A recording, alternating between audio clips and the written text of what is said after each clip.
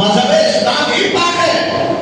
ایسا نہیں کہ خالی وقت کچھ بھی رہے وہ فاتحہ کے ٹائم پہ پاکی حاصل کرو، گھر کو صاف رکھو، فلا رکھو، پانی نہاتے رہنا. ارے ہمیشہ پاک کو صاف رکھنا. اب تعارف شطر ایمان کا آیا، پاکی آنا مت ہے، پاکی آنا دین ہے. مگر کیا بات ہے، ارے اپنی پاک نہیں پورا پاک صاف رہنا، آیت کریمہ کرے تو گھر میں پورا پاک صاف رکھنا. ارے ہمیشہ پاک کرو بھائی، ہمیشہ پاک صاف رہنا آنا دین ہے. بہت بہت سامعین، یہ وہ ایمان جعفر ہے جو ایک بڑے اہتمام سے مسلمان کہلانے کے دو بڑے طبقے جو ہیں اہل سنت اور شیعہ، وہ بھی دعویٰ کرتے ہیں شیعہ بھی، ہم بھی ایمان والے ہیں. مگر اس میں اہل سنت نے ان کو خارج اسلام کہا. کیوں؟ اسی لیے کہا کہ یہ کچھ صحابہ کو مانتے ہیں، کچھ صحابہ کو نہیں مانتے ہیں. حضور صلی اللہ علیہ وسلم نے جس صحابہ کی بشارت دی ویسے صحابہ کو جس کو حضور صلی اللہ علیہ وسلم نے فرمایا باب الانبیاء سیدنا ابو بکر صدیق رضی اللہ تعالیٰ عنہ، نبیوں کے بعد اگر کسی کا مقام ہے تو حضرت سیدنا ابو بکر صدیق رضی اللہ تعالیٰ عنہ کا مقام ہے، جس کو رسول اللہ صلی اللہ علیہ وسلم نے اپنی ظاہری حیات میں اپنا مسلح دیا. اور ایسے ابو بکر صدیق رضی اللہ تعالیٰ عنہ کو نہیں مانتی قوم تو کیا مسلمان رہتی ہے قوم؟ اب یہ دعویٰ کرنے اپنی جگہ ہے، مگر بتانے کا مدعا مقصد یہ ہے کہ سیدنا امام جعفر صادق رضی اللہ تعالیٰ عنہ کے تعلق سے یہ قوم بھی حضرت سیدنا امام جعفر صادق کو مانتی ہے، اور یہ بھی پوجا کرتے ہیں، پوریاں پکاتے ہیں، کھیر بناتے ہیں، ان کو مانتے ہیں. اور اہل سنت بھی ان کو مانتی ہے. اللہ اکبر. اہل سنت تو آدم سے لے کر آج تک اگر کوئی تقویٰ شیار پرہیزگار متقی پرہیزگار نمازی اتباع رسول پر عمل کرنے والا شریعت سے بالکل چمٹا رہنے والا گناہوں سے دور خرابات سے دور رہنے والا اگر آج بھی ہے تو آج بھی اس کو ہم مانتے ہیں. ہم تو یہ ہے کہ ہمارے باپ کی بھی ہم تعریف کرتے ہیں، ہم تو یہ ہے ہمارے ماں کے قدموں کے نیچے ہم جنت مانتے ہیں. رسول اللہ صلی اللہ علیہ وسلم نے فرمایا. بعض سامعین، یہ امام جعفر صادق رضی اللہ تعالیٰ عنہ ہے، یہ دو بڑے فرقے جو دنیا میں ہیں آج، یہ دونوں بھی مانتے ہیں ان کا خواب ہے، کوئی عام خواب نہیں ہے. مومن کا خواب الہام اللہ نے فرمایا گیا، نبی کا خواب وحی ہوتی ہے فرمایا گیا. بعض سامعین آپ پتہ لگائیے تو مومنوں کی جان ہے یہ تو آل رسول. حضور صلی اللہ علیہ وسلم نے فرمایا تھا کہ میری آنکھ کشتی نوح کی طرح ہے، تم اس میں سوار ہو جاؤ. جیسے نوح علیہ السلام کی قوم نوح کی کشتی میں سوار ہو کر طوفان نوح سے بچ گئی. اگر کوئی مسلمان ایمان والا اپنے کو کہلاتا ہے تو وہ اہل بیت کی کشتی میں سوار ہو جائے، اہل بیت کی کشتی میں سوار ہو جائے، ان سے محبت کرے، ان سے پیار کرے، ان سے عہد رکھے، ان سے ہمیشہ بغاوت نہ ہو بلکہ ان کے ساتھ ہمیشہ دل جوڑی رہے. تو بندہ ہے مومن کل حشر کے دن بچنے کا ذریعہ بن سکتا ہے. یہ وہ اہل بیت کا گھرانہ ہے. حضرت امام جعفر صادق رضی اللہ تعالیٰ عنہ کا خواب ہے. میں نے دیکھا کہ میں نے عالم جبروت سے عالم ملکوت سے عالم جبروت تک پہنچ گیا، یعنی دنیا کے انسانوں سے تو ربنا ہو سکتا یہ ہے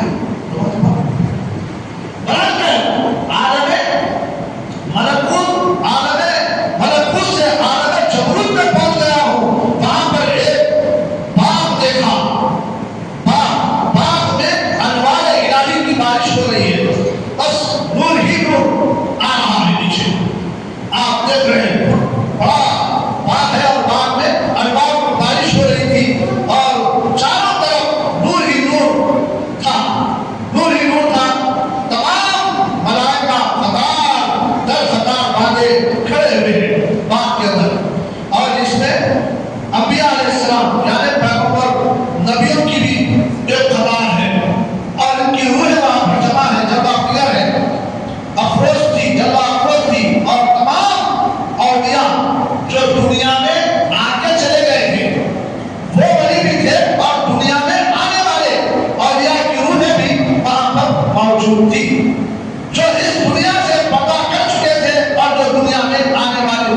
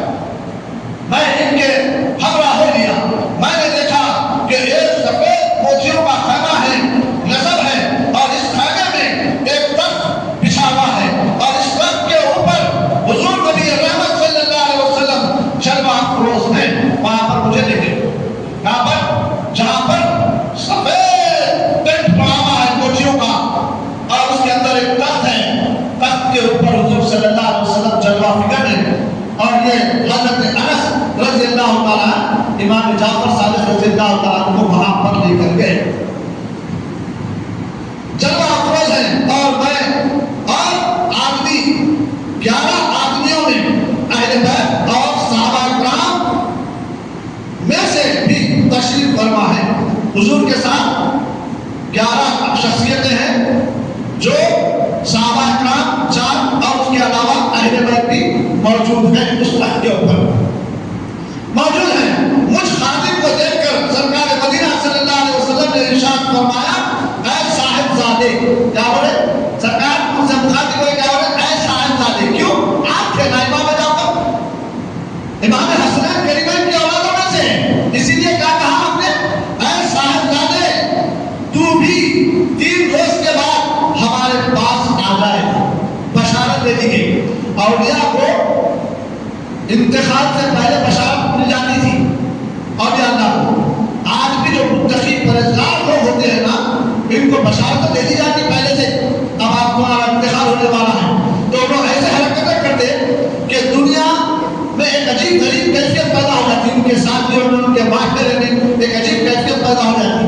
ارے شاید اب کا وقت قریب آ گیا جیسا دکھا محسوس کرنے لگتے لوگ. وہ محسوس کرنا ہی ان کے لیے بشارت ہو جاتی. تو فرمایا کہ 3 دن کے بعد آپ بھی ہمارے پاس آنے والے ہیں. کس سے کہہ رہے حضرت سیدنا امام جعفر صادق رضی اللہ تعالیٰ کو کہا گیا میں چاہتا ہوں. وہ فرمایا حضور نے فرمایا میں چاہتا ہوں کہ تو بھی اس عالم جبروت کا معائنہ کر لے. یعنی اس فرشتوں کا یہ عالم جبروت کا معاملہ تو بھی معائنہ کر لے, دیکھ لے, تاکہ دیکھ لے جبروت کا معائنہ کر لے اور اس کو ختم کر کے ہمارے پاس آنا. یعنی کیا کہا حضور نے اے سیدنا امام جعفر تو یہ معائنہ کر لے, دیکھ لے تمام چیزوں کو, پھر کے اس کے بعد ختم کر کے آنا. یعنی لکھ کے آنا تاکہ قیامت تک دنیا یہ واقعات کو پڑھتے رہے, اپنا ایمان تازہ کرتے رہے. اللہ اکبر. کتنی ہمارے لیے سرکار مدینہ صلی اللہ علیہ وسلم نے سہولتیں مہیا فرما دی. مگر ہم ہیں کہ اسلامی لیٹریچر سے بھاگتے ہیں, اسلامی بات و نصیحت سے بھاگتے ہیں, اسلامی تربیتوں سے بھاگتے ہیں. رسول کو قیامت تک آنے والی امت کا کتنا پاس و لحاظ تھا, اپنے صحابہ سے کہتے تھے تاکہ نوٹ کر کے رکھو تاکہ میری امت تک یہ پیغام پہنچتا رہے اور یہ اپنے ایمان کو تازہ کرتے رہے. اللہ اکبر. میرے نبی کو اتنی امت کی فکر, اے امت نبی کی کتنی فکر ہے, نبی رحمت صلی اللہ علیہ وسلم کی شریعت کی کتنی فکر ہے, ان کے اصولوں کی کتنی فکر ہے, ان کی سنتوں کی کتنی فکر ہے, ان کے دین کی کتنی فکر ہے, ان کے لائحہ شریعت کی کتنی فکر ہے. ہم کو سوچو تو صحیح, فکر کرو. مگر نبی کو قیامت تک آنے والی امت کی فکر تھی میرے آقا صلی اللہ علیہ وسلم. اسی لیے تو رات بھر مسلم پہ ٹھہرتے. ماں عائشہ فرماتی ہیں حضور کے پیر سوج جاتے تھے اور فرماتی تھی یا رسول اللہ, اللہ نے آپ کو نبیوں کا سردار بنایا, تھوڑا آرام بھی تو کر لیا کرو. آپ فرماتی تھی تو آپ کیا فرماتے تھے, مجھے اللہ نے نبیوں کا امام بنا دیا تو میں اللہ کا شکر ادا نہ کروں اور میری امت کے لیے دعا نہ کروں. اللہ اکبر. رات بھر میرے آقا سوتے نہیں تھے امت کی فکر میں. بہت سے سامعین غور کیجیے, ہم تو یہ رہی آقا پیدا بھی ہوتے ہیں تو امت کو یاد کرتے ہیں ربی حملی امتی ربی حملی امتی. جب دنیا سے رخصت ہو رہے تھے تو حضور صلی اللہ علیہ وسلم کی زبان مبارک ہل رہی تھی. حضرت علی رضی اللہ تعالیٰ عنہ فرماتے ہیں جب حضور کے ہونٹ ہل رہے تھے تو میں اپنے کان کھڑے دے کر گیا تو میرے آقا امت کو یاد فرما رہے تھے. اے امت, رسول پاک صلی اللہ علیہ وسلم کی شریعت کا پاس و لحاظ اتنا درد میرے آقا کو اپنی امت کا, اور یہ امت کتنا رسول کی شریعت کی پابندی کرتی ہے. غور کیجیے, فکر کیجیے. حضور صلی اللہ علیہ وسلم نے ہمیشہ امت کو یاد فرمایا. اب تو یہ رہی کہ پردہ فرمانے کے بعد ظاہری طور پر اپنے نیک بندے کے خوابوں میں آ کر امت کے لیے اصلاح کر رہے ہیں میرے آقا, امت کے لیے رہبری کر رہے ہیں میرے آقا. معزز سامعین, آپ اندازہ لگائیے امام جعفر صادق رضی اللہ تعالیٰ عنہ فرماتے ہیں کہ میرے ساتھ یہ معاملہ پیش آیا. فرمایا 3 دن کے بعد اب تم بھی ہمارے پاس آنے والے ہیں. یہ ارشاد عالی سن کر میں نے اٹھ کر بیٹھ گیا، بیٹھ کر ارادہ کیا کہ سرکار مدینہ صلی اللہ علیہ وسلم نے مجھے تخت کے سامنے یعنی یہ کہا کہ 3 دن کے بعد آپ آنے والے ہیں۔ اس کے بعد ارشاد عالی شان ہوا کہ بیٹے کا ارادہ تھا کہ بیٹھنے کا ارادہ کر رہے تھے آپ، تو سرکار مدینہ صلی اللہ علیہ وسلم نے مجھے اپنے تخت جو تخت بچھا تھا تخت کے سامنے بیٹھنے کے لیے کہا، اے امام جعفر تو میرے تخت کے سامنے یہاں بیٹھنے کا حکم دیا۔ اس محفل میں چاروں طرف بس نور ہی نور تھا اور تجلیات کی بارش ہو رہی تھی۔ میں نے دیکھا کہ 2 روحیں ہیں جو حضور صلی اللہ علیہ وسلم کے اطراف احکام میں کھیل رہی ہے، دوڑ رہی ہے۔ حضور صلی اللہ علیہ وسلم بڑے ہی ادب اور محبت کے ساتھ لاڈ پیار کرتے ہوئے ایک روح کو اپنے سیدھے زانوں پہ بٹھاتے ہیں اور دوسری روح کو بائیں زانوں پہ بٹھاتے ہیں۔ سیدنا امام جعفر رضی اللہ تعالیٰ حضور سے پوچھتے ہیں، یا رسول اللہ صلی اللہ علیہ وسلم یہ 2 کون ہیں؟ یہ 2 روحیں کون ہیں؟ آجو بازو سیدنا امام حسن اور حسین بھی بیٹھے ہوئے تھے، کدھر نیچے سائڈ میں محفل میں بیٹھے ہوئے تھے، مگر یہ 2 روحیں حضور کے اطراف مکان میں مچھر رہی تھی۔ اتنے میں حضور صلی اللہ علیہ وسلم نے سیدنا امام جعفر رضی اللہ تعالیٰ عنہ کے اس معاملات کو سنا تو کہا کہ اے صاحبزادے، اے سن کہ جب امام حسین اور امام حسن رضی اللہ تعالیٰ عنہ کی شہادت کے معاملات جب جبرائیل آگے مجھے سنانے لگے تو میں بڑا غمزدہ ہو جاتا تھا، میرے اندر غم کی کیفیت چھا جاتی تھی۔ اب اسلام کی آبیاری کیسے ہوگی؟ اسلام قیامت تک چلنا ہے، جب ان دونوں کا یہ حال ہونے والا ہے۔ جبرائیل، میں بڑا پریشان ہوں، بڑا حیران ہوں۔ تو جبرائیل نے اس وقت مجھے خبر دی تھی، اے قرۃ عینی، یعنی اے میرے آنکھوں کی ٹھنڈک، کس سے فرما رہے؟ حسن اور حسین کی طرف دیکھ کے فرما رہے ہیں، ان کو دیکھتا ہوں تو میری آنکھوں کو ٹھنڈک ملتی تھی ہمیشہ۔ یہ کہتے ہوئے امام جعفر سے مخاطب ہیں، دونوں صاحبزادوں کو دیکھ رہے ہیں اور 2 روحیں آپ کے سیدھے جانب بائیں جانب بیٹھی ہوئی ہے۔ آپ کہتے ہیں کہ اے امام جعفر سنو، جب میں شہادت ناموں پہ امام حسن کے اور امام حسین کے شہادت ناموں پہ جبرائیل نے اجازت مانگی تھی اور ساتھ میں بشارت دی تھی، بشارت دینے کے بعد میں نے دستخط کی تھی۔ کس پہ؟ یہ شہادتیں چبی نہیں ہوئی، اللہ نے کہا تھا ان کے ذریعے سے بھی اسلام پھیلے گا، قیامت تک ان کے چرچے بیان ہوں گے اے محبوب۔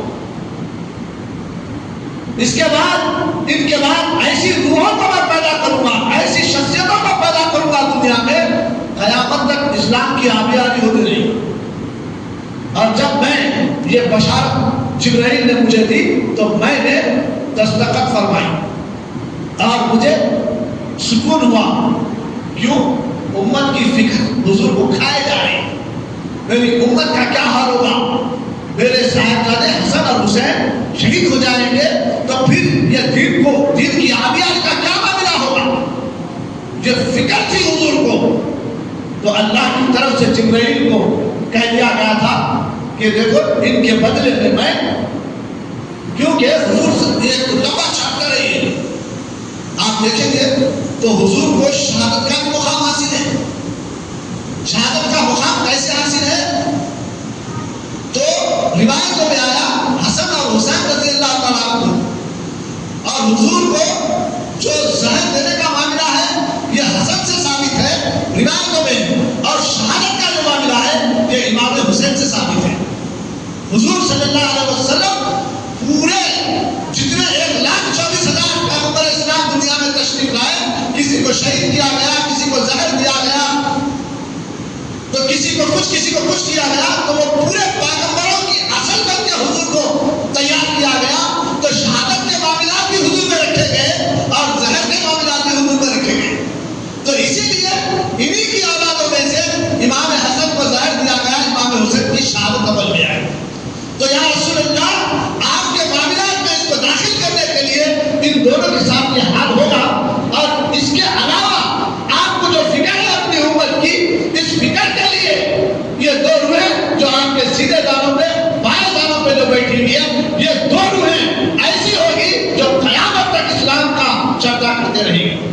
اللہ اکبر. آپ اندازہ لگائیے. فرمایا گیا کہ جب اس کے بعد حضرت سیدنا امام حسین اور حسن سے مخاطب بھی ہوئے سرکار صلی اللہ علیہ وسلم. بیٹا حسین قرۃ عینی میرے آنکھوں کے تارے، جس وقت ہم نے تمہارے شہادت نامے پر خوشنودی کی مہر لگائی تھی تب میں اپنی امت کے پریشانی کا خیال آیا مجھے. اس وقت جبرائیل امین نے آ کر خبر اور خوشخبری سنائی کہ یہ دو شہیدوں کے اولادوں میں سے، کس کی اولادوں میں سے؟ نوٹ کرو، رکھو دل میں، ذہن میں رکھو. ان دو شہیدوں کی اولادوں میں سے، ان دو شہیدوں کی اولادوں میں سے دو روحیں پیدا ہوگی جو بڑی شان اور جلال و جمال کی حامل ہوگی، اور ان کے سبب سے قیامت تک اسلام مضبوط ہو جائے گا. ان کے ذریعے سے اسلام قیامت تک مضبوط ہو جائے گا، کوئی کچھ نہیں کر سکے گا. اللہ اکبر. آپ بتاؤ. اور دونوں روحیں یہ ہیں کہ جو روح سیدھے زانوں پر ہے وہ ان کا نام سیدنا عبد القادر جیلانی، معین الدین سیدنا شیخ عبد القادر جیلانی، جو سیدھے زانوں پہ بیٹھی ہوئی تھی. ہم یوں ہی نہیں مانتے غوث پاک کو. یہ اور بات ہے، غوث پاک کے جھنڈے ڈنڈے لے کے لوگ ناچتے ہوں گے، مگر یہ غلط ہے. اسلام میں شریعت کے خلاف ورزی ہے. ہاں، اگر آپ پیرانے پیر کے چاہنے والے گھر پہ لگا دو جھنڈا، لا الہ الا اللہ محمد رسول اللہ کا جھنڈا پیرانے پیر خود لگاتے تھے اپنی محفل میں. ان کی خانقاہ میں ہوتا تھا جھنڈا. کیا جھنڈا ہوتا تھا؟ لا الہ الا اللہ. ذرا بولو نا، محمد رسول اللہ. کیا جھنڈا ہوتا تھا؟ کون سا جھنڈا ہوتا تھا؟ لا الہ الا اللہ محمد رسول اللہ کا جھنڈا پیرانے پیر اپنے خانقاہ میں ڈالتے تھے. اور یہ کس کا جھنڈا تھا؟ رسول اعظم صلی اللہ علیہ وسلم کا جھنڈا تھا.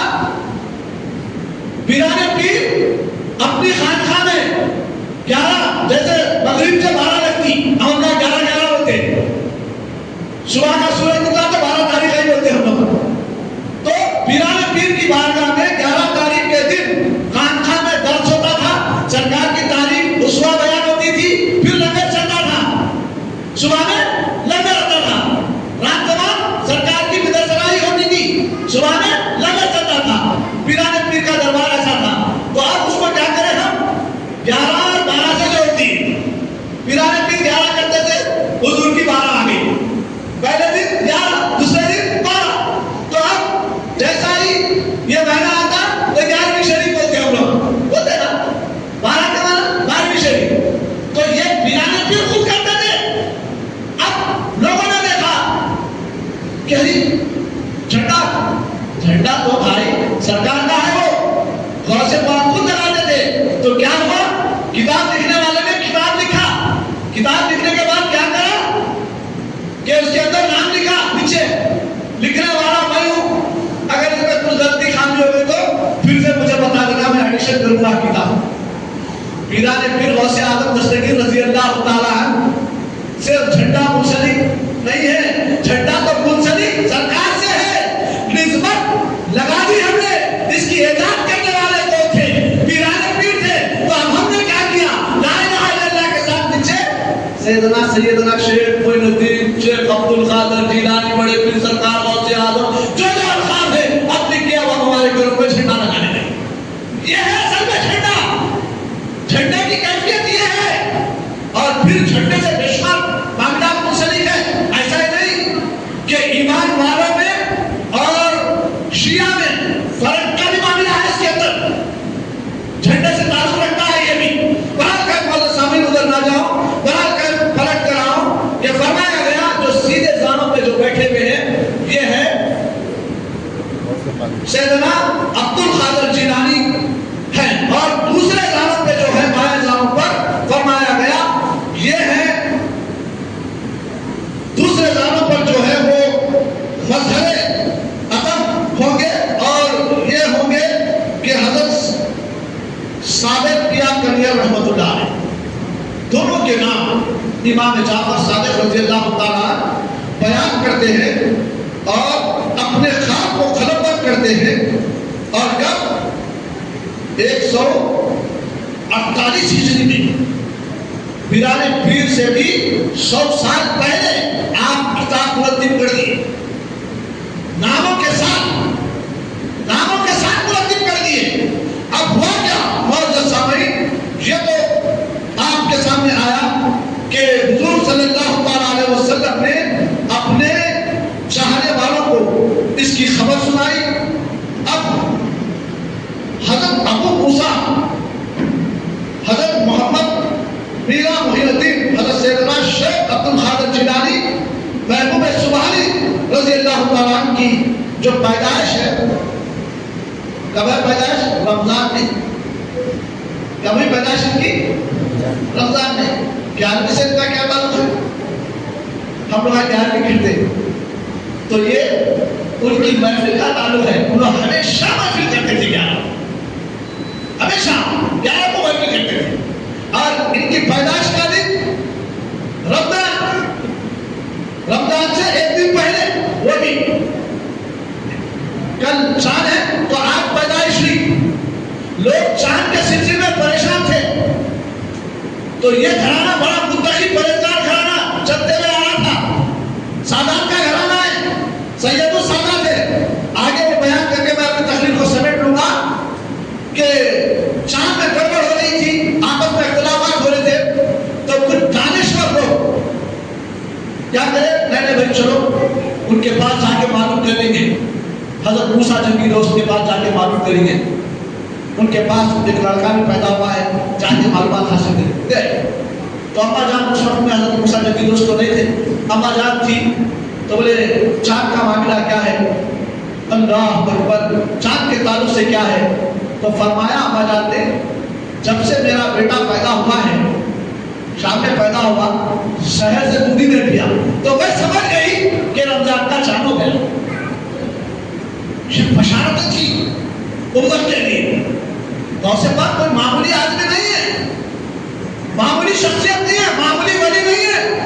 آج ہم جس کو بولے اس کو ولی سمجھ رہے ہیں، ہرے پیلے کالے پیلے لپٹ دیا، روڈ پہ نکل گیا، کوئی آوا روڈ پہ پھر رہا تو اس کو سمجھ رہے یہی ولی ہے۔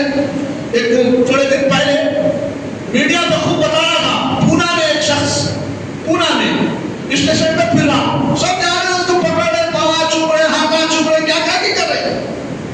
میں معلومات کیا، کچھ لوگ اپنے وہاں پر ہے دین کا کام کرنے والے، ان سے معلومات کیا تو بولے بھائی یہ ایسی شخص تھا، وہ روڈ پہ آ گیا، ہمیں دماغ پاگل ہو گیا، روڈ پہ آ گیا، نہ کپڑوں کی صورت نہ کچھ، بات کا میڈیا کا بتا رہا تھا، لوگ بول رہے ولی ہے، ولی ولی ولی۔ ارے ولی کون ہوتا ہے؟ اللہ لگائیے آپ، ولی سے نہ شریعت چھوٹتی ہے، نہ طریقت چھوٹتی ہے، نہ نماز چھوٹتی ہے، نہ روزہ چھوٹتا ہے۔ حقوق اللہ اور حقوق العباد میں ولی پورا کھڑا کرتا ہے، اس کو کہتے ہیں ولی۔ اب لوگ سمجھ رہے ہیں ہر ولی ایسی چھوٹا ہوا سمجھ رہے ہیں، اور لے جا کے جہاں بنے وہاں حضور صلی اللہ علیہ وسلم کا جھنڈا رسم کر دے رہے، کچرے کی کنڈیاں ہٹانا ہے تو لے جا کے جھنڈا رسم کر دے رہے، قبضہ کرنا ہے لے جا کے جھنڈا رسم کر دے رہے۔ ارے کیا یہ فرما ہے؟ آپ کی تعلیمات پڑھو، چاہے غوث پاک کی تعلیمات پڑھو، چاہے حضور کی تعلیمات پڑھو، ناجائز کہیں بھی قبضہ کرنا ہمارے اندر لکھا ہی نہیں ہے۔ بہت سامعین، بہرحال کریں یہ پیران پیر غوث اعظم دستگیر رضی اللہ تعالیٰ حضرت موسیٰ جنگی دوست، ان کے والد ہیں، ان کے والد کے تذکرے پہ ہی میں اپنی گفتگو کو ختم کر دوں انشاءاللہ۔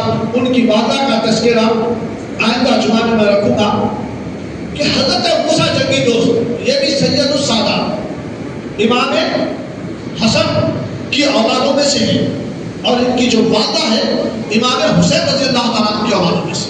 یہ نجم الطرفین ہیں، پیران پیر کیا ہے؟ نجم الطرفین، دو سادات کے ملنے سے آپ پیدا ہوئے، یہ ذہن میں رکھ لیجیے۔ اب حضرت موسیٰ جنگی دوست اتنے متقی پرہیزگار شخصیت کہ اللہ اکبر، ان کی مثال اس زمانے کے اعتبار سے بڑے اولیاء اللہ میں شمار ہوتی، کیوں نہ ہوتی؟ یہ پیران پیر کے والد ہے نا، کہ ایک مرتبہ آپ تقویٰ پرہیزگاری حاصل کرنے کے لیے عوام سے دور، محلے سے دور، آبادی کے دور، شہر سے دور چلے گئے،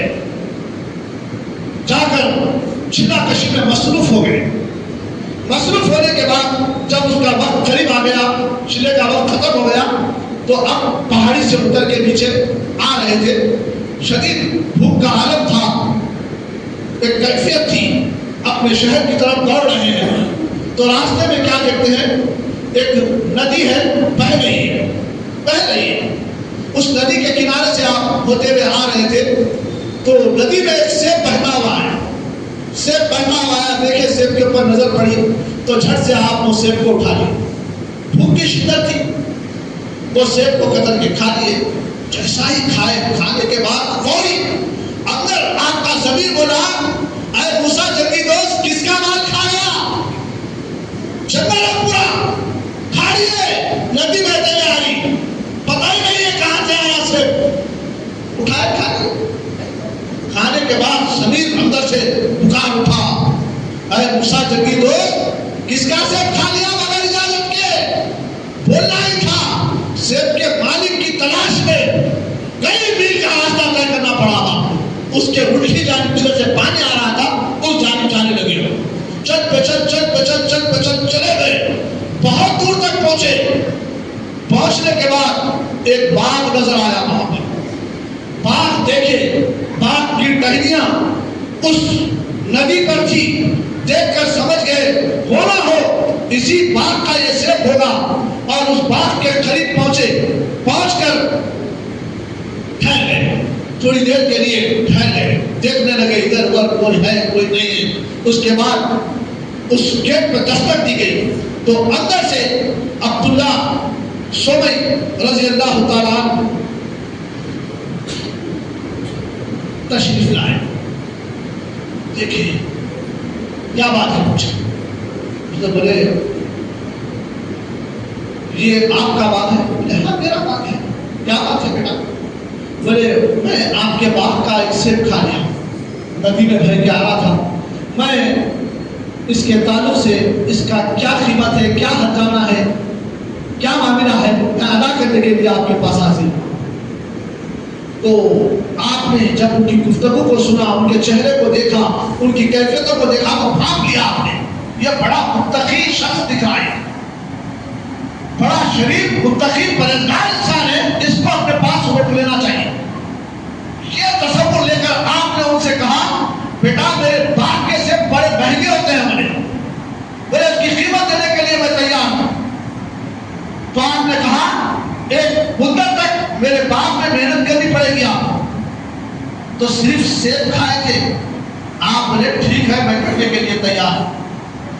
آپ باغ میں محنت کرنے کے لیے تیار ہو گئے.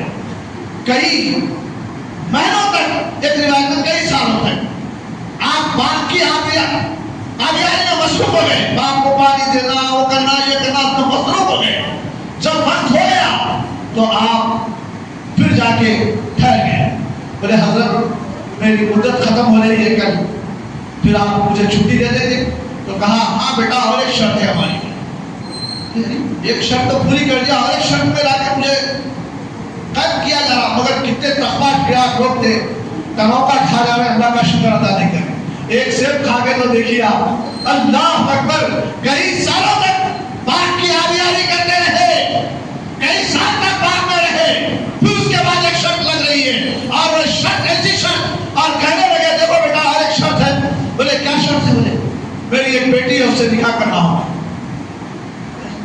گھر میں اجازت دے لیا والدہ سے, نہیں کیا بھی نہیں, یہ کیا ہے بھائی. پھر ایک شرط لگا دی, اور پھر شرط پہ یہ بولنے لگے, شرط تو لگا دی بیٹی سے نکاح کرنا ہوگا. پھر ساتھ میں کہنے لگے, کیا کہنے لگے, میری بیٹی اس طریقے کی ہے, پہلے سن لو آپ, پھر شرط کو مان لو. بولے کیا ہے سنائیے.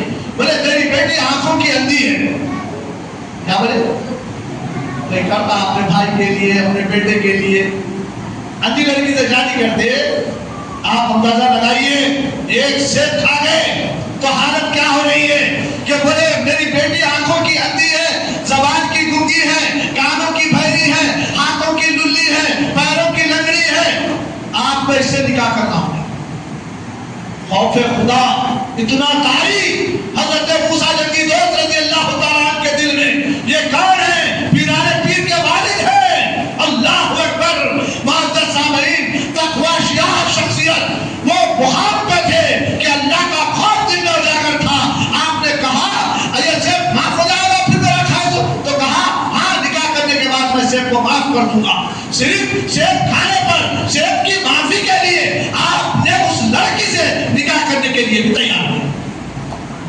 کس کے لیے؟ اللہ اکبر. آج لڑکیاں دیکھنے جاتے کیا کیا نہیں کھا کے واپس آ جاتے, پھر نام رکھ کے آتے ہم جناب. میری تربیت کا مزاج ہے, برا نہ مانے, اللہ کرے قوم کی اصلاح کرے. لڑکیوں سے شادیاں ہونے کے باوجود کچھ نہ کچھ نقصہ وغیرہ نکال کے آپس میں اختلافات کر کے حالات خراب کر دیتے ہیں لڑکی والوں کے. اللہ معاف کرے قوم کو, مگر کیا قوم کا حالت ہے پہلے آپ دیکھیے کیا تربیت دی گئی تھی ہم کو, کس طریقے سے ہم کو سانچے میں ڈالا گیا تھا. آج جو قوم ساری قوموں کی تربیت کرنے والی قوم کے اندر کتنے فساد, کتنے معاملات برپا ہو گئے ہیں, جو قوم اپنے ہی معاملات میں لطف ہو رہی ہے. آج بہت سے سامعین بتایا گیا کہ آپ تیار ہو گئے, شادی کرنے کے لیے تیار ہو گئے, اتنے لوگ بتانے کے باوجود خالی صحت کی معافی کے لیے, صحت کی معافی کے لیے تیار ہو گئے. ٹھیک ہے حضرت میں تیار ہوں, پورے واقعات میں نہ جاتے ہوئے ڈائریکٹ آ جاؤں کہ اب نکاح کا وقت قریب آیا, تیاریاں ہو گئی, دو طرف سے ہی ان کے سسرے ہیں, یہ بھی اللہ کے ولی ہیں, چھوٹی موٹی شخصیت نہیں ہے, سسرے بھی یہ بھی سادات ہے, امام حسین رضی اللہ تعالیٰ کے سلسلے سے ہے, اور یہ امام حسن سلسلے سے ہے, انہوں بھی سادات, انہوں بھی سادات. اب نکاح ہوا, نکاح ہونے کے بعد حضرت نے کہا بیٹا وہ تمہارا رخ ہے, وہاں تمہاری دلہن ہے, آپ جا سکتے ہیں.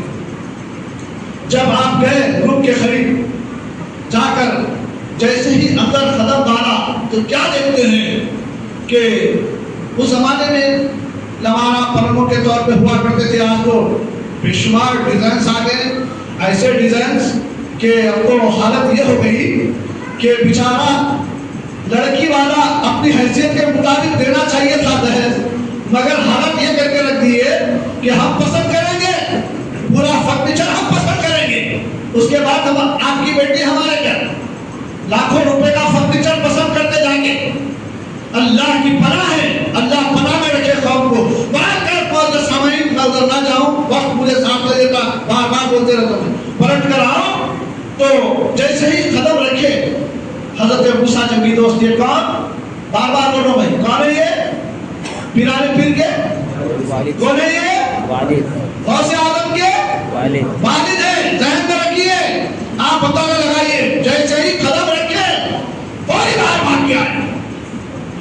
میں دوسرے کمرے میں آ گیا, شاید لڑکی پہ نظر پڑی تو کیا دیکھتے ہیں کہ حور جیسی باڈی بیٹھی ہوئی ہے پلنگ پہ, نہ آنکھوں کی اندھی ہے, نہ آنکھوں پاروں کی للی ہے, نہ گونگی ہے, کچھ بھی نہیں. کیوں؟ آپ اندر رکھتے سلام کریں, السلام علیکم ورحمۃ اللہ علیہ, تو جواب آیا اندر سے وعلیکم السلام ورحمۃ اللہ وبرکاتہ. سلام کرنا سنت ہے, سلام کا جواب دینا واجب ہے. آپ اپنے گھر میں بھی جب داخل ہو, چاہے کوئی ہو یا نہ ہو, اگر ہے تو بہت اچھی بات ہے, اگر نہیں ہے تو اس سے اچھی بات ہے. جس مسلمان کے گھر میں کوئی نہیں ہوتا وہاں اللہ کے نبی ہوتے ہیں, فرمایا ہے.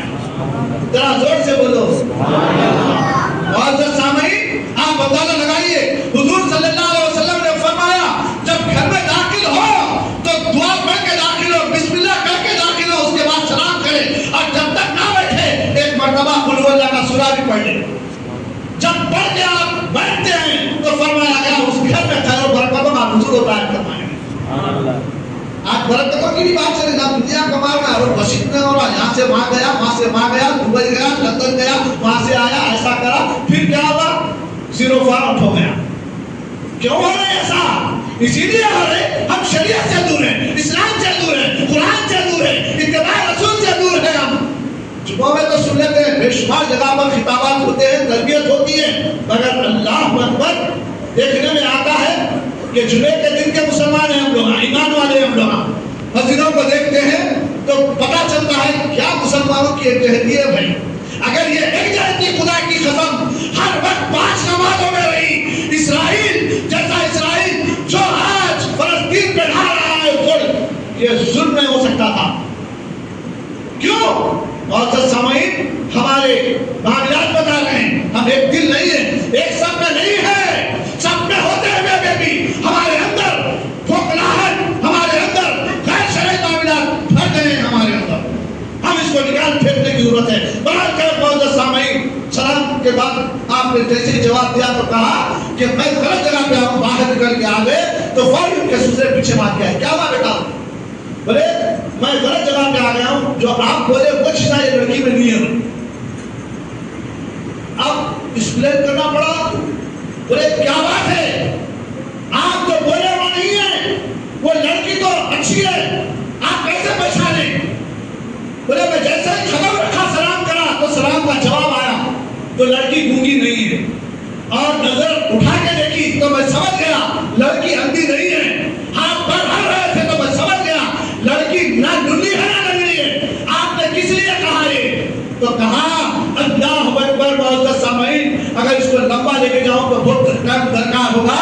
میں صرف سیدھا بتا دوں, انشاءاللہ اگلے جمعہ میں اس کی لمبی معاملات بھی بتاؤں گا کہ آپ نے فرمایا بیٹا میں اندھی اس لیے کہا کہ میری بیٹی آج تک کسی غیر محرم کو نہیں دیکھی, اور گونگی اس لیے کہا کبھی غیر شرعی بات نہیں کری میری بیٹی. اللہ اکبر. میں نے بہلی اس لیے کہا کبھی غیر شرعی معاملات کو میری بیٹی سنی نہیں, اور للی اس لیے کہا کہ کبھی غیر شرعی کام نہیں کری, اور لکڑی اس لیے کہا کہ کبھی غیر شرعی طور پہ آپ باہر قدم نہیں رکھی. یہ میری بیٹی کا حالت ہے. اللہ کا فضل شکرانہ ادا کیا آپ نے. آج بولتے نا ہمارے بڑے لوگ آئے, بولتے رہو بڑے لوگوں کے بات اچھے رہتے بھی کیا بولتے معلوم ہے, شادی ہونے کے بعد نکاح کر کے گھر کو آنے کے بعد 2 رکعت نماز شکرانہ پڑھنے ہوتے بولتے بولے تو بولے کسی گھروں میں. اب کسی کے گھروں میں اسلامی ماحول میرا کو نہیں بولتے, ارے چل ہو گیا نکاح جا منورنجن کر رہے ہوتے.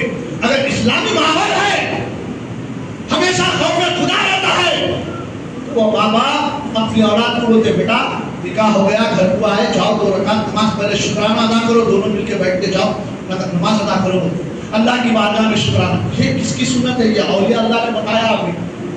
یہ دکھاوا نہیں ہے, نہ فرض ہے نہ واجب ہے, مگر اللہ اکبر گھر میں امن و امان کے لیے اللہ کا شکر ادا کرنا چاہیے اچھی بیوی ملی ملی. مگر آج ہم کیا کیا کر رہے بھائی؟ کل بولنے کی بات کی ہے اللہم صلی علی سیدنا مولانا محمد وعلی آل سیدنا مولانا محمد بارک وسلم. میں نے جو کچھ بھی آپ کے سامنے کہا ہے یہ تربیت کے لیے بھی تھا, اور اولیاء کی سیرت میں یہ پیران پیر کے والد کی سیرت چند چیزیں آپ کے سامنے رکھا کہ اگر اس میں کچھ غلطی خامی ہو گئی ہے تو سب کو گواہ بنا کر اللہ کی بارگاہ میں توبہ استغفار کرتا ہوں. استغفر اللہ من کل ذنب واتوب الیہ, استغفر اللہ من کل ذنب واتوب الیہ. اے الہ العالمین مجھے اور سامعین کو جو کچھ سنا گیا ہے اس پر عمل پیرا ہونے کی توفیق رفیق عطا فرمائے. وآخر دعوانا الحمدللہ رب العالمین.